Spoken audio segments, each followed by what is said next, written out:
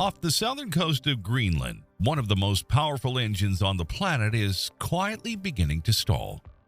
The last time it gave out, thousands of years ago, much of Europe froze over within a single human lifetime. And the unsettling part is this: that engine is slowing again, right now, and for the first time ever, we are able to watch it happen live. In our last video, we watched El Niño reach across the Pacific and bend the weather of the entire planet, shoving a vast pool of heat out of place and tipping harvests, storms, and winters half a world away. It was a violent, temporary spike, a fever the planet runs and then breaks. This one does not break, and where El Niño rearranges a season, what is stirring in the Atlantic could reshape the climate of whole continents for centuries. It's one of the largest levers in the entire machine of Earth, and a frozen island has its hand on it. What is happening in the North Atlantic is not a fever. It's something slower, quieter, and far more serious. Off the southern tip of Greenland, in a stretch of ocean most people will never once think about, one of the great engines of Earth's climate is beginning to falter. And unlike El Niño, which comes and goes on a rhythm of years, this is a change to the machine itself. There is a clue you can already see from space. While nearly the whole planet has been warming, one patch of the North Atlantic just south of Greenland has been stubbornly, strangely cooling. Scientists call it the cold blob, and it's no mystery. It's a warning light on the dashboard of the climate, the visible fingerprint of a current that is losing its strength. That current has a name, the Atlantic Meridional Overturning Circulation, or AMOC, and it's one of the most important flows of water anywhere on Earth. Think of the global climate as an immense machine of interlocking gears. For thousands of years, this one has turned smoothly and without complaint. Now, for the first time in recorded history, it has begun to skip. And the question haunting the scientists who watch it is whether it can slip far enough to reach a threshold with a chilling name: the point of no return. To understand how a warming world could paradoxically freeze part of itself, you have to begin with the giant at the center of the story: Greenland. From high above, it looks like a plain white island, but that white is deceiving. It's the surface of the second largest mass of ice on the planet, a frozen dome that buries almost the entire landmass beneath it. The scale is hard to hold in the mind. Across its interior, the ice piles up more than 2 miles thick, cresting above 10,000 feet. Stand on the summit of that dome and the solid ground would sit so far below your boots that a passenger jet could very nearly fly through the gap between you and the rock. That's not a crust of frost on an island. It's a mountain range built entirely of ice. And that ice is almost unimaginably heavy. There is so much of it, trillions upon trillions of tons, that the land beneath has been physically pressed down into the earth. The bedrock under central Greenland has been shoved into a vast, saucer-shaped basin, much of it now lying below sea level, rimmed by coastal mountains that pen the ice in like the walls of a bowl. The island doesn't float on the sea. It has been driven down into the crust by the sheer weight of its own frozen cargo. And the ice hides more than a buried landscape. Under that white blanket lie canyons longer than the Grand Canyon, mountain ranges no eye has ever seen, and in the northwest, sealed beneath the glacier, the scar of a colossal impact crater tens of miles across, punched into the earth long ago by an asteroid. We only know these things are there because we can now see through the ice with radar from aircraft and satellites, mapping a hidden world beneath our feet. And the stakes locked inside that ice are hard to overstate. If the entire Greenland sheet ever melted, it holds enough water to lift the world's oceans by around 24 feet, redrawing every coastline on the planet.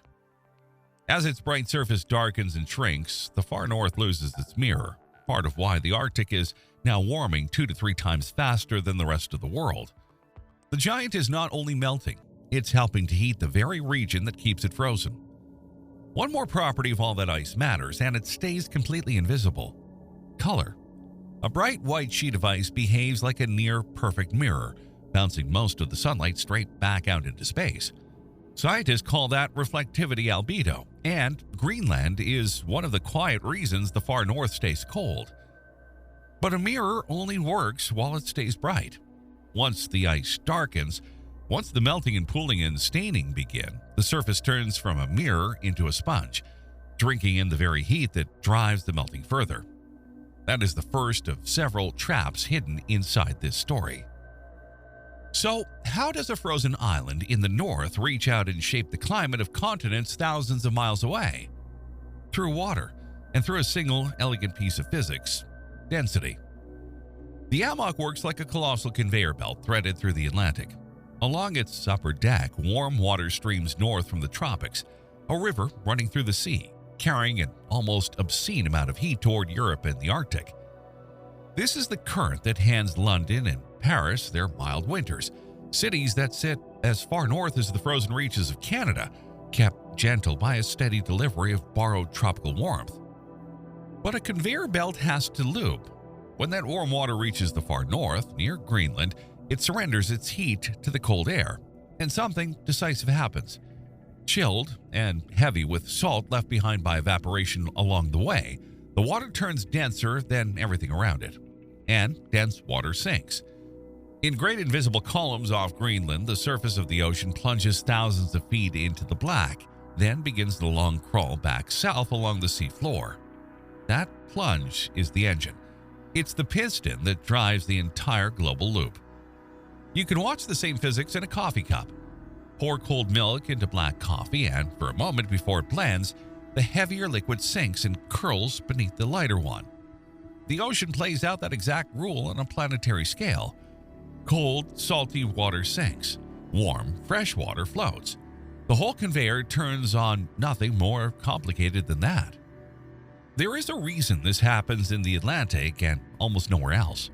The North Pacific, for all its size, is simply too fresh, too lightly salted for its surface water to ever grow heavy enough to sink like this. The Atlantic is the salty ocean, and that saltiness is what lets it run the single most powerful overturning engine on the planet. It's a rare and finely balanced arrangement, and that's exactly what makes it fragile. And a beautiful, dangerous feedback hides inside it. The water off Greenland is salty because the current itself keeps hauling salty water up from the subtropics. The current keeps flowing because that water is salty enough to sink. Each one feeds the other, engine and fuel locked together in a loop, which means weaken one and you weaken both. Break the loop hard enough, and the machine may not simply slow, it may switch off. And that is the quiet danger threaded through this entire story. This is not a machine that winds gently down, giving fair warning every step of the way. Feedback loops like this one have a habit of holding steady, and holding steady, and holding steady, right up until the moment they suddenly don't. So, the real question is not whether the current is slowing. We know beyond a doubt that it is. The question is how close it already sits to the edge. Enter Greenland's meltwater. As the ice sheet warms and its surface melts, an immense volume of fresh water pours off the island and straight into the one patch of ocean where the AMOC's water is meant to sink. And fresh water is the single thing that can poison this engine because fresh water is light. It refuses to go down. Think of that meltwater as a lid. It spreads out across the North Atlantic, less salty and less dense than the seawater beneath, sealing the ocean over like oil poured across the top of a machine. The dense columns that should be plunging into the deep are held back at the surface. The sinking slows, and as the sinking slows, so does the entire global conveyor.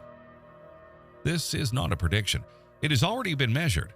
The best estimates suggest the AMOC has weakened by roughly 15% since about the middle of the last century, a loss that adds up to a staggering amount of water no longer completing the journey. The machine is running down, and we have the instruments to prove it. And we know this engine can fail because it has failed before. Locked in the layers of Greenland's own ice and in the mud of the sea floor is the record of a moment roughly 12,000 years ago when a sudden flood of fresh water struck the North Atlantic and the conveyor faltered. In the span of only a few decades, a blink in geological time, temperatures across the North Atlantic region crashed, and much of Europe was thrown back into near glacial cold. This is no scenario dreamed up by a computer. It's written into the planet's own memory. The reason scientists reach for the phrase point of no return is the feedback we met a moment ago. A weaker current carries less warmth and less salt to the north. Less salt makes the water less dense. Less dense water sinks even more feebly, which weakens the current further still. Once that spiral takes hold with enough momentum, it can begin to feed on itself, dragging the whole system down toward a shutdown that would be extraordinarily hard to undo. Cross that line and there may be no restarting the engine on any timescale that means anything to us. Here, honesty matters, because this is exactly where headlines tend to sprint ahead of the science. Whether the AMOC would truly cross that threshold and when is genuinely debated among the people who study it. Some findings warn the tipping point could sit closer than we ever feared, possibly within the century. Others show the current weakening steadily but stopping short of any sudden collapse. What almost no serious scientist disputes is the direction of travel. The engine is slowing, the freshwater is rising, and the margin of safety is thinning. At the very least, we are walking toward the edge of something in the dark. So what exactly unfolds if the Great Conveyor grinds to a stop? The consequences are so backwards that they can sound like science fiction, and yet every one of them falls straight out of the physics. Start with the cruelest irony of all. A warming planet would deliver to one corner of the world a sudden and savage cold. With the river of tropical heat shut off at the source, northwestern Europe would lose its central heating. Models of a full collapse show the North Atlantic surface dropping by as much as 18 degrees Fahrenheit, hauling winters across Britain, Scandinavia, and their neighbors towards something far harsher, a climate closer to Labrador or Iceland than the mild one those lands quietly enjoy today. The continent sitting at the end of the warm current would be the one left out in the cold. And the unsettling part is how fast a shift like this can arrive once it starts. The slow weakening plays out across decades, but the sharpest lurch, if the current ever truly tips, could unfold within a single human lifetime, quicker than societies built around a stable climate could comfortably absorb. Then the sea itself. That northbound current does more than carry heat. It actively piles water up against the coast as it runs. Weaken the AMOC, and that heaped-up water sags back toward land, lifting sea levels along the eastern seaboard of North America faster than the global average, an extra surge stacked on top of the rise already underway. And then, the rains. This may be the most sweeping effect of them all. The planet's entire tropical rain belt, the band that governs where the great monsoons fall, is held in place by heat traded between the hemispheres. Choke the flow of warmth to the north, and that belt lurches southward. Rains that have fed enormous regions for millennia could slide off the lands that depend on them, redrawing the map of where water arrives and where it simply stops. A stalled current beside a frozen island could quietly rewrite the seasons across Africa and Asia. One engine off one icy coast, tuning the weather of the whole world. Faced with something this vast and this slow, the most vital thing we can do is precisely what we have already begun. Watch it. Listen for the machine's heartbeat. Strung across the Atlantic, anchored in the deep along the path of the current, sits a line of moored instruments, sentinels that measure the strength of the conveyor day and night. Far overhead, satellites weigh Greenland from orbit, tracking with almost unbelievable precision how many billions of tons of ice it sheds each year by sensing the faint tug of its gravity. A fleet of robotic floats drifts endlessly through the water, reading its temperature and its saltiness from the sunlit surface down into the dark.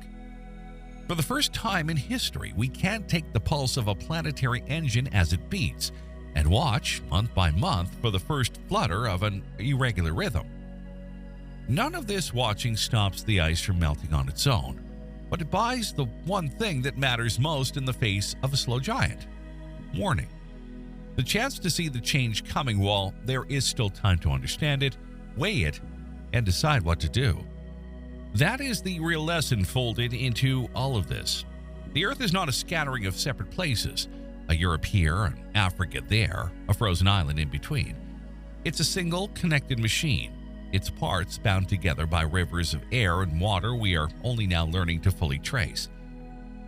A giant of ice in the far north, quietly melting in silence, can reach out through the ocean and lay a hand on the winter of another continent. Understanding Greenland was never really about Greenland. It's about the stability of the whole climate we have long treated as permanent. If you want to see the other half of this story, the fast, fever-pitched cousin of this slow Atlantic change, and how a shift in the Pacific is already reshaping the planet right now, watch our video on what the Super El Nino will do to Earth. It's the same relentless ocean, telling a very different tale. Stay insanely curious.